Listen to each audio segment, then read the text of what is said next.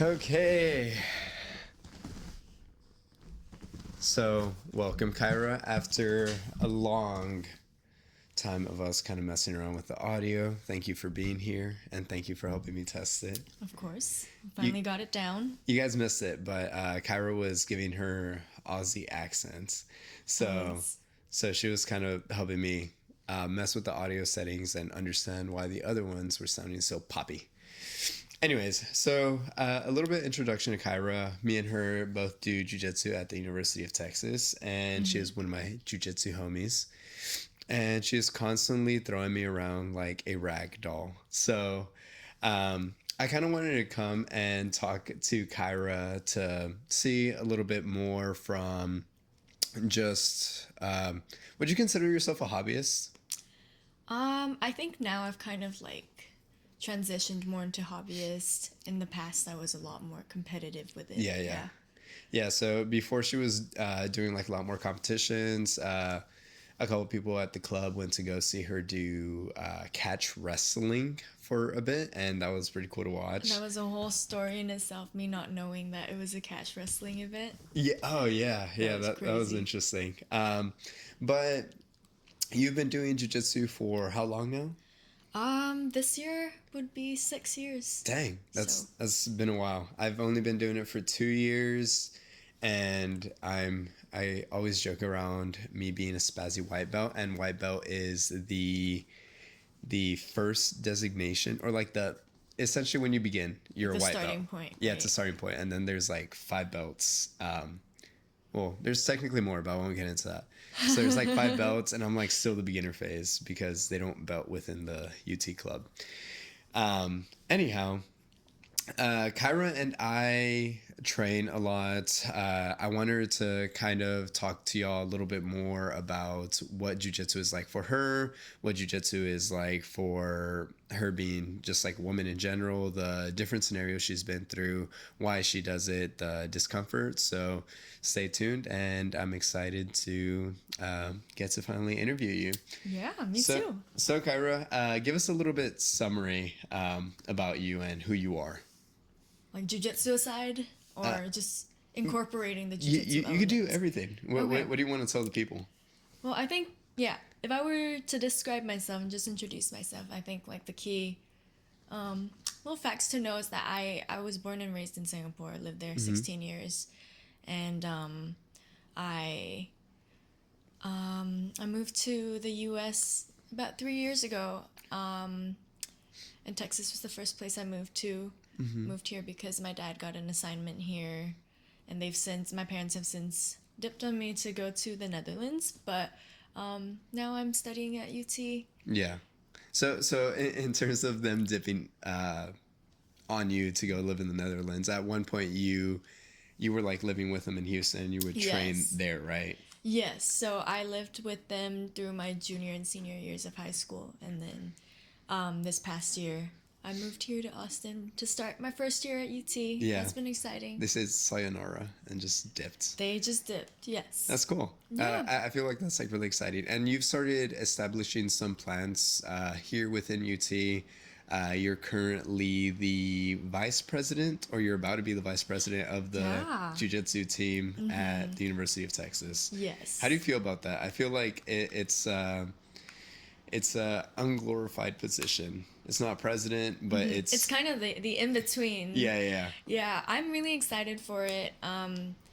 I think it's a good starting point being vice president because I get to kind of watch and learn from the president, who's going to be Annalise, our friend. Yeah. And I'm just really excited for the year that's to come. I see a lot of potential in the UT Jiu-Jitsu Club, especially this past tournament that I hopped in and watched our entire team compete. We sent a massive team out, and I remember just like I've spent many years competing and just seeing the reactions of the other people there. They're like, UT has a BJJ team now? Like, what?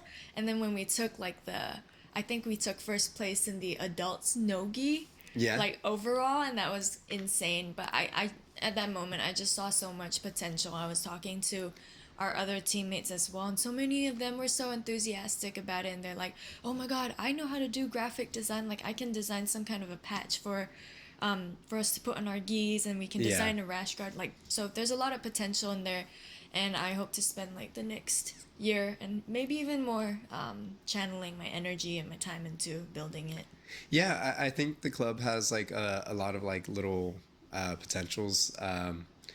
It's funny because it's grown so much since I've become a student, and it's mainly been because of our friend Kenneth. He's been kind of with the help of like the other officers, been gearing the ship to grow it. So I remember there was like a couple of times where we would table, and I would help him table, and Kenneth was at first like kind of shy, and he didn't really want to like approach people, and I'm like, dude, I don't know, jiu-jitsu looks really cool, like once you actually get into it and get away from like the like sweaty men on top of you, it's actually really cool. I mean, you're getting like throw people, play with them in the air, and he was like, yeah, but like you gotta like let people go into it. And I was like, screw that, dude. I was like, this was like my hot take within my friends. I was like, screw that. I feel like jiu-jitsu is like math. You have to learn it no matter what. And if someone disagrees with me, screw them. So we set up a table, and I would go up to random people, and I'd be like, who do you want to fight? And they'd be like, so thrown off because is this like during orientation or yeah, just yeah, during orientation, during like open, like the first week of school kind of thing? Yeah, where like all the clubs are setting up, and they'd be like, what? They get like caught off guard. Yeah. They'd be like I heard like Donald Trump, Joe Biden, my dad, my uncle, my mom, my ex-boyfriend, and I was like, oh. So I would just like gas them up, and I'd be like, oh yeah, and I'm like, why do you want to fight him? They're like, oh, there's such assholes or such jerks, and then I'd be like, well, you could actually learn how to kick their butts. You came to the right place. Yeah. Come to the jiu-jitsu club, and like it was kind of funny because of that, I think in a single day we increased like our following count to like 400. And we started getting like a little bit more attention towards the club, and that was always kind of cool to watch. So it's kind of grown, and I feel like it wasn't without effort. There was like definitely experiences. Kenneth didn't approve of me doing that in the beginning, but like after I feel like, didn't I also approach you to come? You did. I still remember that, like, orientation. Yeah, and then like you grappled against like Aiden. Yes. Yeah, you grappled against like some of our members, and that was pretty interesting to watch. So now let's go into a little bit of you and why you started jiu-jitsu. Okay, so it's a bit of a story. So I started jiu-jitsu because I started at 14, and so when I was 13, I actually started going through depression. There was a lot of things that was happening in my life and my family. And I fell into a very deep depression, and I remember my mom telling me that she really, like, she was really against the idea of me taking antidepressants or any meds. And she said, we'll do whatever it takes to organically get you out of this dark place. We'll find a hobby for you. And at the time, I didn't really know, I didn't have anything in mind, really. But I think one night I had one of the first, like, deep conversations with my stepdad, just on the patio, and it was the first time I was kind of really sitting down and talk about my depression and what I was going through with him. And that's when he asked me, like, just think about something you've always wanted to do. There's got to be something, and we'll try to make it happen. And then I thought back, and I was like, well, when I was 9 years old, I remember seeing a flyer for MMA, and I was back in Singapore, and I saw this flyer, and I always grew up like a rowdy, like kind of tomboyish girl. And I saw this flyer, and I was like, whoa, that's so cool. I want to be able to kick ass like all these big dogs out there. And I remember I think I brought the flyer home to my mom, and I was like, Mom, can I try this out? And I remember kind of that smile like faded from her face, because she was a single parent at the time, and she was like, I'm sorry, but like we can't make that a priority right now. I can't make that happen for you. And I think finally, like, when it came down to me talking to my dad and my stepdad, and we were finally a double income family, and we were a bit more financially stable. He said, like, you know what, let's do a Google search. We'll find a gym nearby, and we'll just do a trial class. And it so happened that there was one that was just like, because we kind of lived by the Singapore River, so we would just walk down the river, and that was where the closest gym was. So a couple days later, we went to that gym, and I actually went there with the intention of doing like Muay Thai or kickboxing, because I think when it comes to MMA, like that's the first thing people think of. It's all the like striking. It's all the striking. It's like the first image you get of it. And I didn't know a thing about jiu-jitsu at the time, but I remember I saw like one of the posters outside the gym. It was Brazilian jiu-jitsu, and I was like, dude, what is this? He looks stupid, like just wearing this pajama looking thing. Yeah. And just, like, what is this? Grown men with pajamas. Exactly. So I had zero interest in jiu-jitsu. I did the Muay Thai stuff like during that trial week, and I remember on the very last day of my trial class, someone who I met in Muay Thai asked me, and she said, do you want to just try out this jiu-jitsu class? It's happening like right now, so why don't you hop in? And I was like, okay. Like, I might as well, since it's the last day of my trial. And I remember that day, like, I think we were just learning, like, mount escapes or something. But I just fell in love with it. And from then on, I just went, like, every single day, just trying to kind of figure out, like, what is this? What is this sport? And I think the thing that really stood out to me with jiu-jitsu that differentiated it from Muay Thai was just the endless possibilities of techniques and the permutations and combinations of the techniques. It almost seemed like there was no way to run out of things to learn with jiu-jitsu, and I think that really fueled my hunger to learn about it, because it's like, it's an endless pursuit, and that's what I want. I like to think of it as like a puzzle piece. Like in like jiu-jitsu, there's like different philosophies of like you moving certain ways to make your opponent react a certain way, so you could trap them or bait them into like certain things.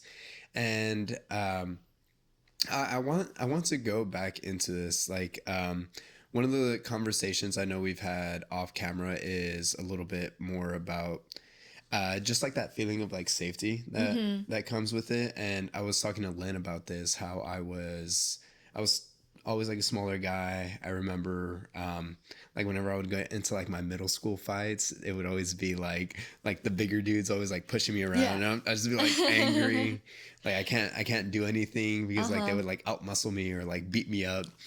And then I started doing it, and I just like slowly started becoming like more comfortable with myself and more comfortable with like my ability to defend myself. How have you gone through that within like your life? Well, I think that linking back to my answer to the previous question, like one of the catalysts that kind of set me into that depression when I was 13 was that I had gotten beat up in school pretty bad. I was just walking to lunch one day, and this girl pinned me up against the wall and just started just punching me, kicked me in the stomach. And I remember like just growing up, my mom always instilled in me at the time, it's since changed, but at the time she always said, like, if someone hits you, you never hit back, or it's your fault too. And so I just let her beat me up. And I think another significant experience in my life was just that I remember like my mom being a single parent, and my dad, my biological dad, having had abused her in the past. I remember when I was 11, and he had gotten really mad with her about something, and I had to hold him back as he was saying, like, I'm gonna go upstairs and I'm gonna kill her. And I was terrified at the time, and I just felt so helpless because I was like this tiny scrawny girl, like I couldn't do anything. My dad was this muscular big guy, and I remember that fear and that helplessness and the guilt of not being able to protect my mom. And so since doing jiu-jitsu and falling in love with the whole idea of how, through technique, like, of course there is a point where strength will overpower the technique, but for the most part, through technique, you know how to react to the strength that your opponent exerts and the energy that they direct towards you, to kind of leverage off it, use it to your advantage, to protect yourself in a real world situation. So I remember, like, as I started to understand jiu-jitsu more, as I started to learn to get the hang of it a little more, I realized that you know, in the past, when, like, I don't see my dad anymore, but when I would subsequently go out with my dad for a meal, although there would still be that nagging fear of him, I remember that also came with a newfound sense of confidence. Because in my head, in the back of my head, I always thought, like, if you were to do anything to my mom or me or myself, I'd be fine. I would know how to handle you. And I think that brought me so much comfort and so much and a newfound sense of confidence. But I think me as a daughter, an only child especially, I always had this protective sense of over my mom, and I think that was one of the most rewarding things that jiu-jitsu brought to me. With regards to that first experience of that girl beating me up, I think the crazy thing is that you know, through high school, I was regarded as that girl who does jiu-jitsu. She knows how to beat the boys up and all that stuff. Yeah. But the ironic thing is that I never, as I got better at jiu-jitsu and knew deep down inside that, like, I could beat up anyone I wanted in school if I wanted to. Yeah. I never felt inclined to do so, ironically. Because I think this is an effect that people just don't anticipate when you do jiu-jitsu or a martial art. You just you start having this sense of stoicism, and just stoicism, like, inculcated in you as you learn the sport or the art, whatever you regard it as. So I remember when I would get upset, and in the past I would feel that inclination to just, like, absolutely club the crap out of them. I was just like, it's okay. All I need to know is that if you fuck with me, like, I can kick your ass. Yeah, I can kick your ass. and that brings me peace. Goodbye. And then I'll just leave. And I'd be fine. And I think, that was, like, one of the coolest things I got out of jiu-jitsu as well. Yeah. Growing up as well, I felt like almost like a lack of safety. I wouldn't even say lack of safety, but like I understand what you were talking about with, like, you're a small child and, like, you're dealing with, like, this big brawny person. Yeah. I remember I had, like, family members that I've had to separate from, like, fights, and I was always, like, the young skinny guy. Yeah. And my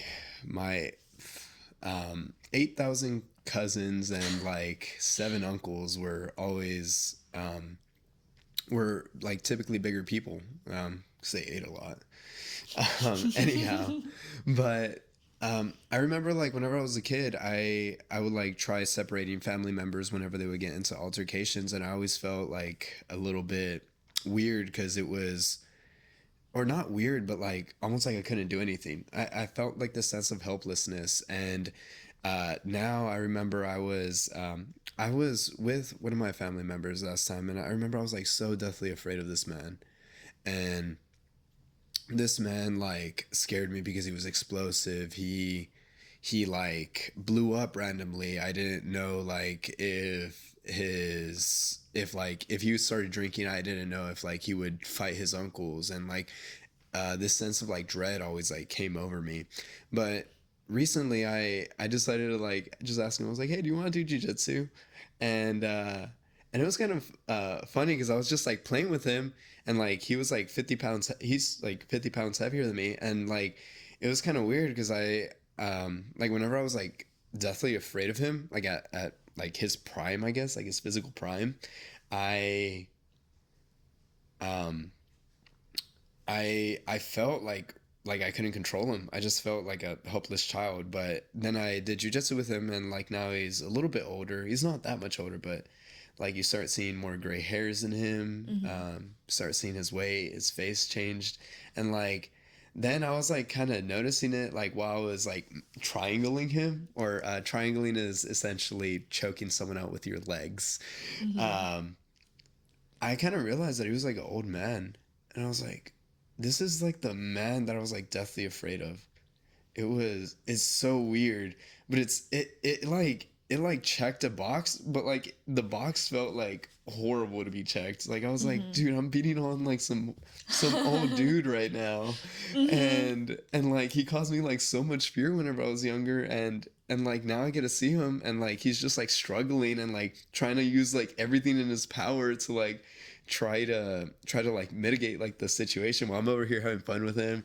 And then I just like got up and I was like, oh man, this is weird.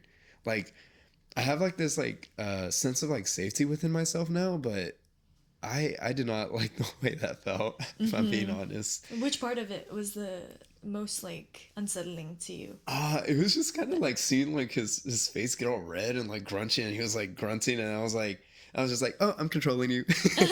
But then like when he got up, he was like, oh, my shoulder hurts, and I was like, oh fuck. Oh man, like I felt kind of bad because like even though like my family members have caused like some trauma and some issues, I still love them to death, and I still feel like I want them to be better for themselves, but it's good to know that if they get out of control, I could handle these situations. And I don't know, did you ever feel like that sense of like helplessness when you were younger? Like holy crap, like this person's so large. Oh yeah, absolutely. And I think also when the first time that I was in a situation where my biological dad like almost hit me, I think I was like 6 or 7. That fear within me that like this is, and I think when that traumatic experience like happens to you, it kind of just like it's ingrained in your memory. This is always going to be the dynamic. I'm going to be this little kid, and he's going to be much bigger and much scarier. And I think that stuck with me even as I grew in size, and I grew in like physique and maturity and everything. It always seemed to be like an obstruction in my head, an obstacle in my head, that like he's still bigger than me, he could hurt me if he wanted to. And although that like I still feel tension as I talk about my dad because of the sense of fear that he left me with. But you know, over time jiu-jitsu has mitigated that for sure. I wouldn't say it has eradicated it, but it definitely has helped me to feel that confidence and security. Yeah, like a similar thing happened with me whenever I was like younger. I remember jumping on like my dad's back to prevent him from abusing my mom, and it was weird because I was like what, 6, 7, maybe even 8, and like I remember just like the fear out of like my mother's eyes and like the anger out of my father's eyes, and I was like, oh crap. Same thing. It was like the same thing until like that most recent scenario where it was like oh, this guy is kind of old already. Yeah. I can't be beating on him. Yeah. Where's the glory in that? I'm like, dude, if I knew jiu-jitsu when I was 8, I'd be fucking You'd be so done, dude. But it is kind of weird, and like I always say, it like does prove like this like slow confidence, and I feel like a lot of guys kind of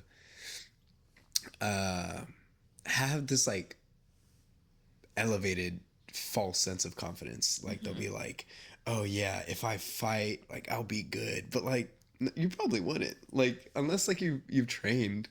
I don't think most people that have not trained can act like defend themselves, and I've been feeling this way for a while. Like there's been people that kind of play with me at times. Like they'll say like, oh dude, like you do MMA, or like you spar, you do jiu-jitsu. I'm like, yeah, and then like we'll do it, and then like within a couple of seconds they're on the ground, and I'm like it's just kind of fun to play with them because like they're like strong, and like they're a lot bigger than me a lot of the times. I'm still not like the biggest guy. I'm like 169 right now, 169 pounds, and like there's like guys that I like playing with when they're like 200 or like substantially stronger. They're like benching like 2-3 plates, and I'm just like, oh, you're still a little baby.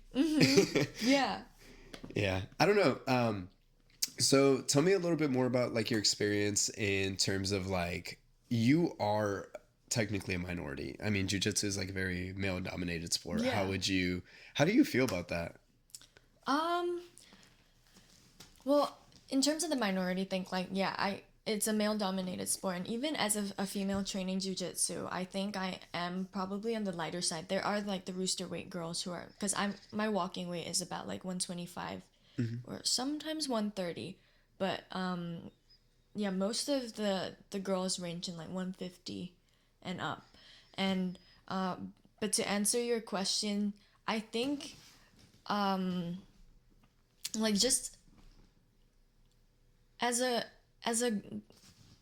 beginner in jiu-jitsu, you don't really see like it's really like when you first start jiu-jitsu, that's kind of like the weed out period, because a lot of girls kind of just succumb to that reality that like there's no way I'm ever gonna be able to submit this guy, or even like get in a dominant position in a sparring round with this guy, just because of the limitations like biologically and stuff. But if you stick around long enough, you start to realize that, yeah, okay, well, they're always, what is the one thing they always seem to do? They always seem to just like use all that strength, but they don't know where they're like they have no intention with the strength and with what they do.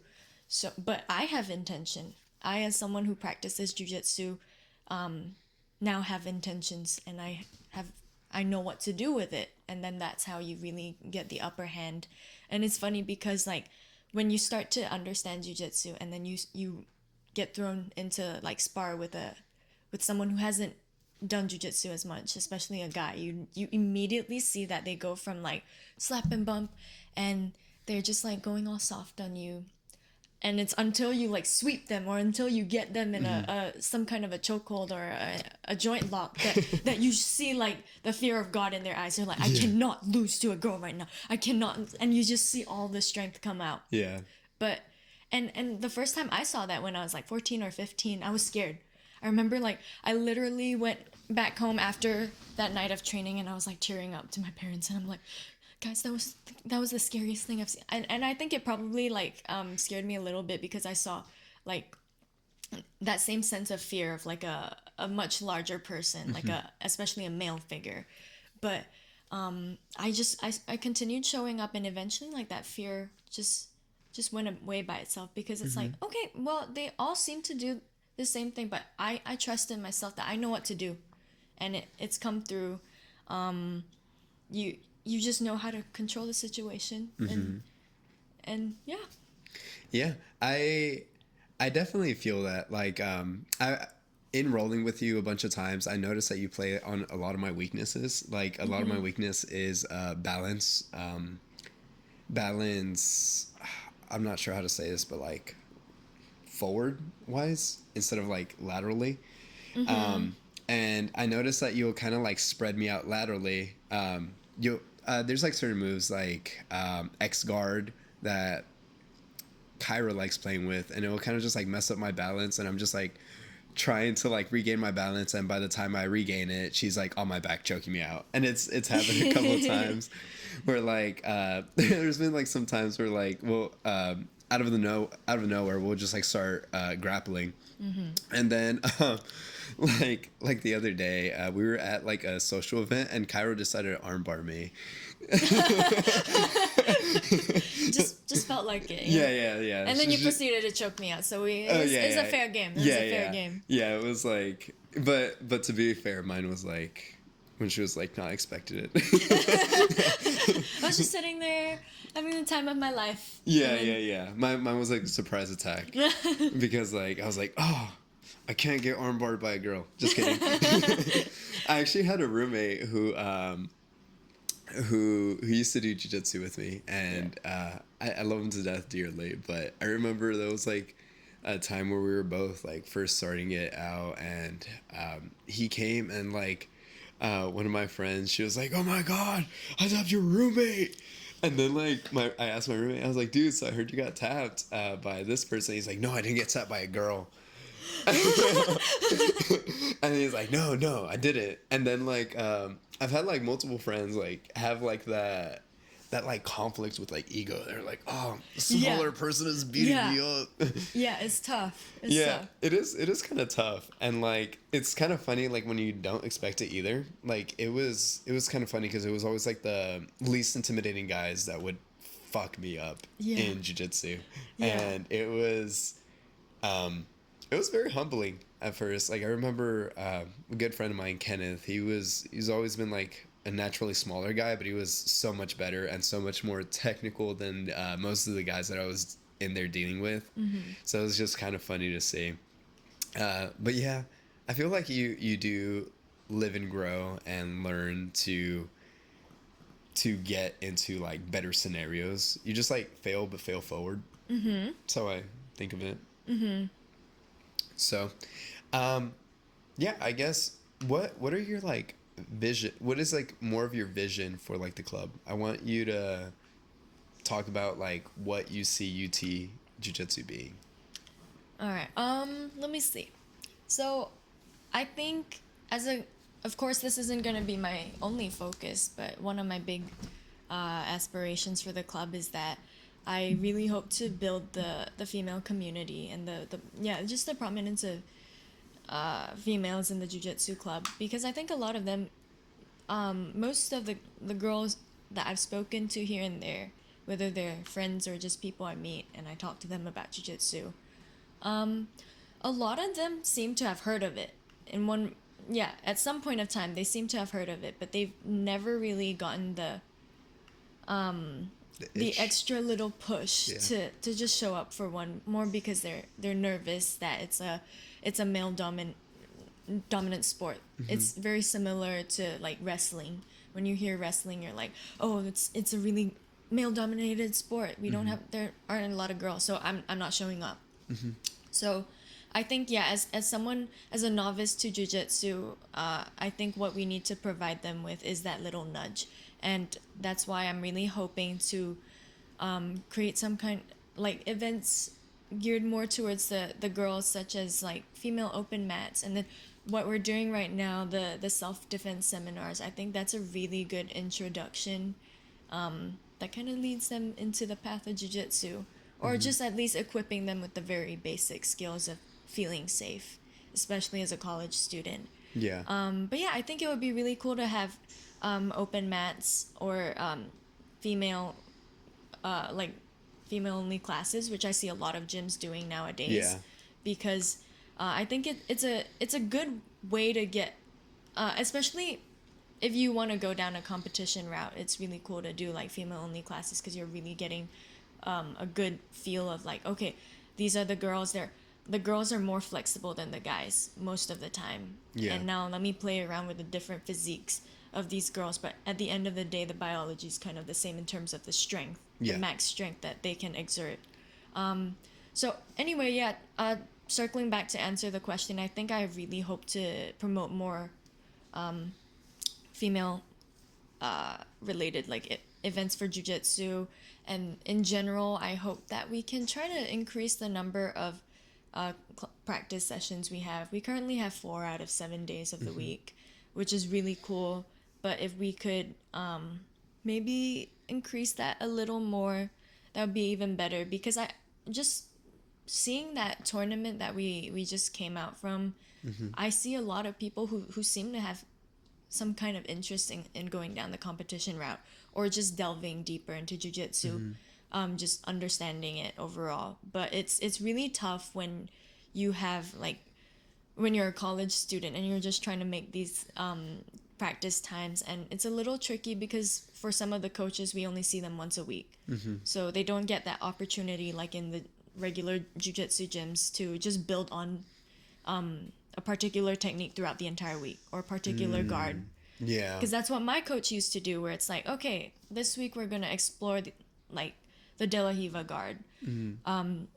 Day 1 of the week, we're doing like basic attacks. Then the next day we're doing counters. Then the third day we're expanding on the attacks, and it just builds on. Okay. But it's tough when you're, for example, like with Abe, we're seeing him like once a week. Yes. And then the next week it's like, wait, what do we do again? Yes. And yeah.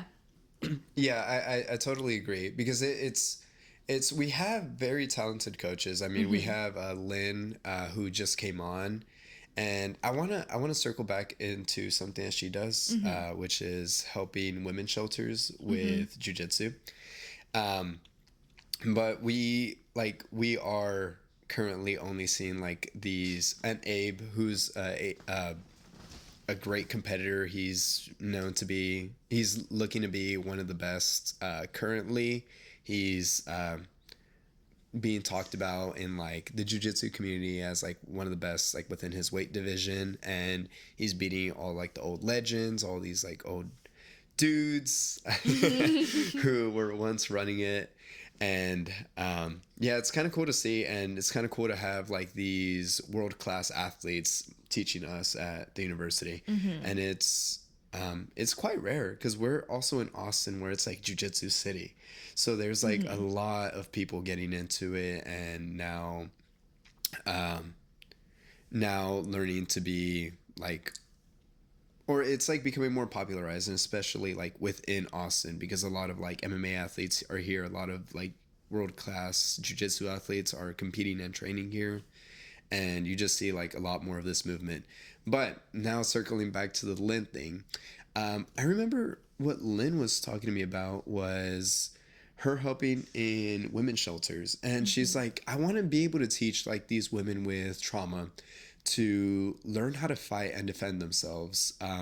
Because if you didn't watch the previous episode with Lynn, she talked a little bit about like her abuse, and like how her ex-husband was abusive, and how now she's a black belt, and she like kind of overcame that trauma through training. She had a dream about, she would have night terrors, and then one day she had a dream where she broke his arm, and she said she didn't fear him after that day anymore. And I thought that was like so cool and very empowering to see.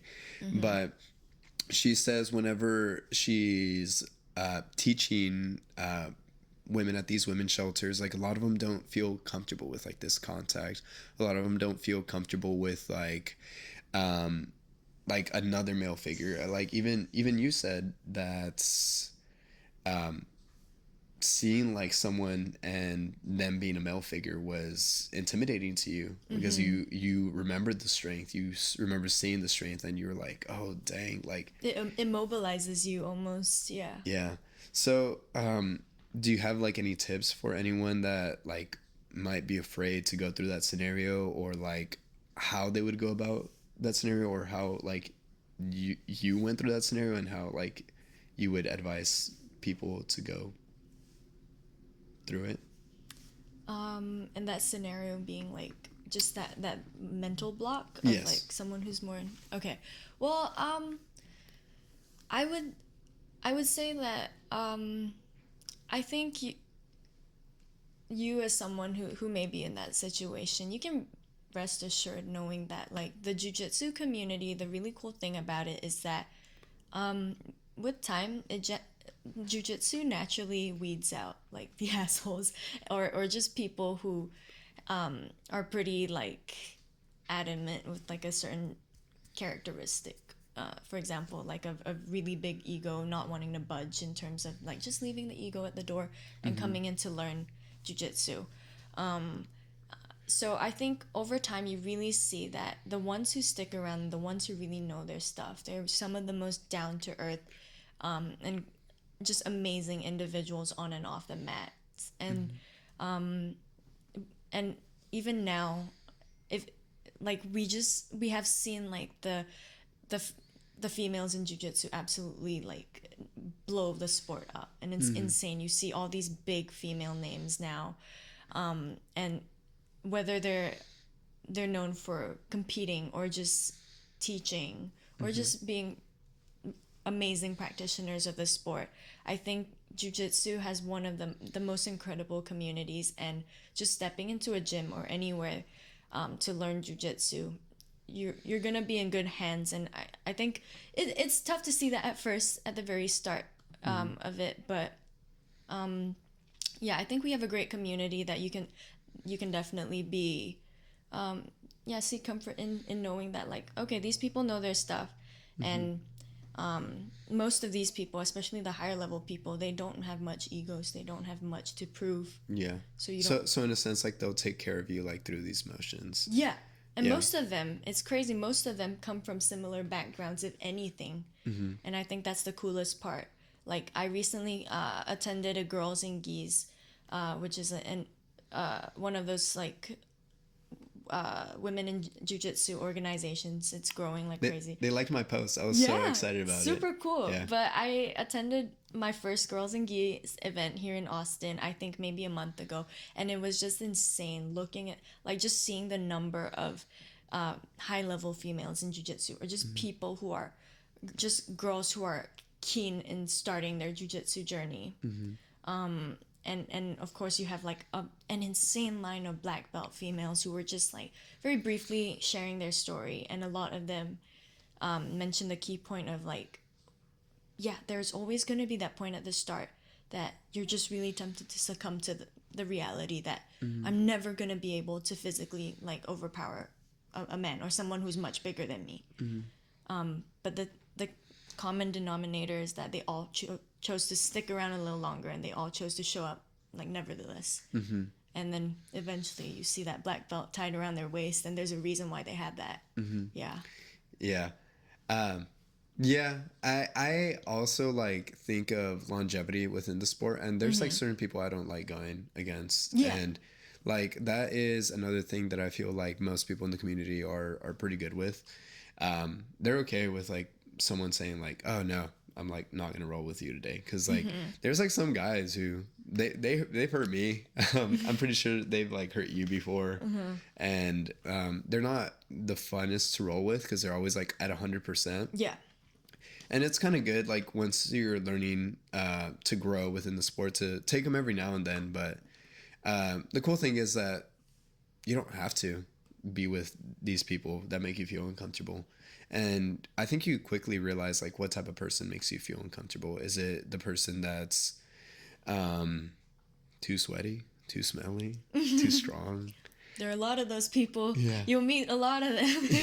And it sucks, but like some guys don't know how to like properly take care of their hygiene, and it's okay just to say like, I don't want to roll with you, dude. You smell.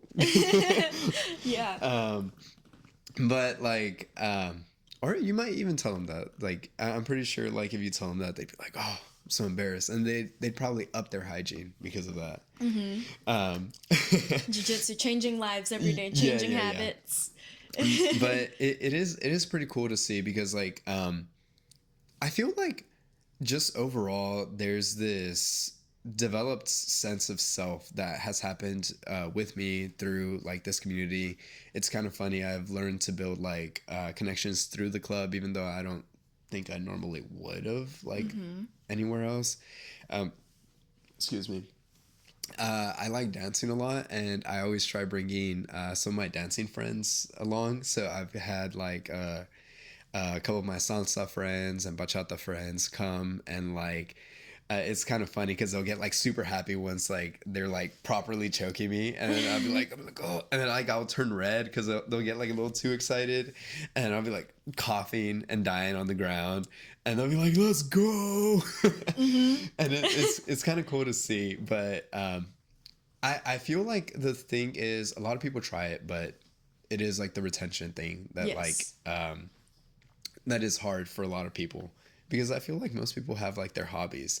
What do you think? What do you think is like a reason you should stay within jiu-jitsu? Like, let's say you're a person, you're a college student, you're doing 10,000 things. You do 10,000 new things every day as well.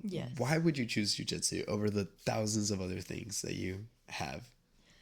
I think above all, like regardless of what your intentions are with jiu-jitsu, whether you want to become like #1 in the world, or you want to open your own gym, or you just want to be a hobbyist, I think the like above all of that, it's the lessons that you learn in jiu-jitsu that you can learn these lessons elsewhere, different little parts of your life. You can just get these little nuggets of like wisdom, but I think jiu-jitsu is where I go to get most of this stuff. And you know, over the years, as unfortunately, like I think one of my coaches told me earlier on when I first started, because I came in and I was really sad because I was feeling the weight of having to balance school and jiu-jitsu, and I was just like burnt out. And he sat down with me and he's like, he told me these words that will stick with me forever. He said, like, Kyra, life happens, but jiu-jitsu is always going to be there. Come back when things settle down. Come back when you're ready. Like, there's no pressure on you. And that really stuck with me, especially because he added on by saying, like, look, you're being too hard on yourself. How are you going to give 100% to all these things? You know the math. You're not going to be able to do that. So choose a couple things in your life that you want to give your all to. And if jiu-jitsu isn't one of them because you have other things in life, then so be it. But like he said, like, I hope above all, like, you come back eventually. And yeah, so for me, it's like with life happening, I think what brings me back to jiu-jitsu, regardless of how many times I get to train, like, as long as I get to show up, I think what keeps me coming back week after week and time after time is just that it's the lessons that I learned that have stuck with me long after my priorities have shifted with jiu-jitsu. The grit is the big thing, the grit that I have developed in jiu-jitsu, because just the feeling of being so... She doesn't tap. Yeah, that's true. I can't argue with that, but like, I think the grit of being in pain, whether it's physical or just emotional pain, but standing up to slap and bump someone else's fist again and start a whole new round, like, it takes a different kind of person to be able to do that, and also a different kind of person to get tapped out like 1,000,000 times. Even after you go home and you watch videos on how to counter that move that you just got tapped out to for the 100th time, and you show up again and you're like, I'm gonna try one more time, and another and another. It really takes a different kind of person. And yeah, lessons like that, grit, just showing up, and the biggest one for me is community. I think since joining jiu-jitsu, I really have learned to embrace the idea of community, because you notice that, like, no matter how different your walk of life may be with another person, the fact that they too are showing up just for the love of this sport, or for the love of pursuing a common goal, you guys can still work together. Like, it doesn't matter. And I think that has helped me a lot in school and just life. I'm an engineering student. I have a lot of group projects that I have to work with, and more often than not, you're gonna be put with a whole bunch of people of different personalities, different strengths, and you're not always gonna click with them. But just knowing, like, in jiu-jitsu, that we have the common goal of, like, we want to do something with this career. We love what we do. I think that trumps all differences that you guys may have, any tension that you guys may have. So all these little nuggets that I've picked up from jiu-jitsu, they're so valuable to me that they truly keep me coming back for more. No matter what the frequency of my training may be, as long as I come back, I always find something to learn. Yeah. I feel like it also does something to me, like, especially when I like rolling, especially when I roll with the people that I like to roll with. Yeah. There's like this certain like feeling that comes. A lot of people call it like the flow states. I really like it because I truly feel like it is aggressive yoga. Yoga has like this sense of like making you feel at peace and making you like more zen within your body. Yeah. And like, I think of this, but just while attacking someone and choking them out. And I think it's pretty cool. It's really enjoyable, and it allows me to get all this like extra energy out at the end of the day and allow me to rest a little bit more. And that's cool because I get to have like this physical energy. It's also helped me remain a little jacked. I'm not gonna lie. I notice like every now and then whenever I'm like weightlifting and training, like, dude, I get lean. I start like developing like striations and like like your physique just like starts looking better. Have you noticed it within yourself? Yeah, absolutely. Like, it's I don't think people understand like how much cardio and like just physical exertion you need in jiu-jitsu. You're working your core a lot. A lot of core. Because you're always like in sit-up guard, or you're kind of in an in-between position that requires that kind of core strength. Yeah. I like I definitely like how it helps, but I think it is great to pair weightlifting with it. If not, like, you'll kind of be like cool and strong and like lean, but I don't know. I personally like looking like I lift a bunch of weights. So I train for like hypertrophy sometimes, but I also train like mobility and all that fun jazz. But yeah, so I want to thank you for coming on and sharing your story. I'm very honored to be interviewing you and for you to feel comfortable enough to share some of those bits and pieces of your life. So if someone were to want to reach out to you and talk to you about jiu-jitsu, would you be down or would you ghost them? I'm just kidding. But how would they be down, and then I'd ghost them, just lead them on a little bit. But no, yeah, I would love to. Okay, so how would you prefer to be reached? Probably through Instagram. That's kind of my most general. Yeah, you want to plug in your username? How do I do that? At Kyra Gemma. Kyra.Gemma. Don't forget the dot. Yes, so yes. That's KYRA.GEMMA. Yeah, and if this comes out on Instagram, I'll be sure to plug it or tag her, so you'll get to see this. Do you have any final words for the viewers or listeners? Do jiu-jitsu. You won't regret it. Like, that's all. Like, just give it a shot. It may or may not be your thing, but it's worth trying. And I think looking at the rate that jiu-jitsu is growing at, like, you're gonna somehow have it mentioned somewhere. Like, it's gonna come back. Yeah. So I think it would be really cool if you just do a quick Google search on like the closest gym to you or something. Just do a trial class. Just learn some stuff. Yeah. Yeah. And for the University of Texas students, we do have 4 free practices. I'm not sure if this is changing anytime soon. I don't think so. I hope not. But yeah, you guys got to get beat up by Kyra or me. Maybe not me. I'm scared of y'all sometimes. You're a little too spazzy with me.